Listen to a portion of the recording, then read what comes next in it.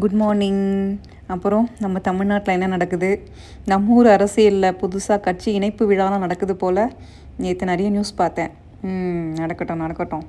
Abu Dhabi இன்றைக்கி தான் மீன் குழம்பு வைக்க போகிறேன். நம்ம ஊரில் மீன் வாங்கினோன்னா பைக் எடுத்துகிட்டு மீன் மார்க்கெட் இல்லை மீன் கடைக்கு போயிட்டு நேரில் நம்மளே தொட்டு பார்த்து அப்படி தான் வாங்கிட்டு வருவேன். ஆனால் யுஏஇயில் அது முடியாதே. இங்கே அப்படி மீன் கடை கறிக்கடைன்னு தனித்தனியாலாம் கடையெல்லாம் கிடையாது. மீன் வாங்கணுன்னாலும் சூப்பர் மார்க்கெட் தான் போகணும், கறி வாங்கணுன்னாலும் சூப்பர் மார்க்கெட் தான் போகணும், ஏன் சின்னதாக ஒரு தீப்பெட்டி இல்லை பால் வாங்கணுன்னா கூட சூப்பர் மார்க்கெட் தான் போகணும். ஆனால் நான் இந்த மீனை ஆன்லைனில் தான் ஆர்டர் பண்ணேன். லோக்கல் சூப்பர் மார்க்கெட்டை விட ஆன்லைனில் கொஞ்சம் ரேட் கம்மியாக இருந்துச்சு. 1/2 கிலோ பேக் 80 dirhamsனு போட்டிருந்துச்சு. 1 kg அப்போ நம்ம ஊருக்கு 400 கிட்ட வரும்.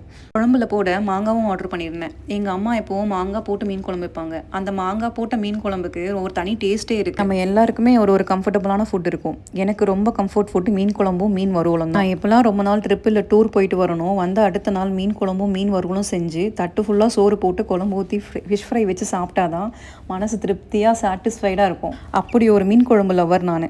வெளியே நிறைய நாள் போய் சுற்றிட்டு அந்த மீன் குழம்பு சாப்பிடும்பொழுது அப்பாடா இப்போ தான் நம்ம வீட்டுக்கு வந்த மாதிரி ஒரு ஃபீல் இருக்கும். உங்களுக்கு அந்த மாதிரி கம்ஃபர்டபுளான ஃபுட் இருக்கும்ல, அதை எனக்கு கமெண்ட் பண்ணுங்கள். பாய் டியர்ஸ்.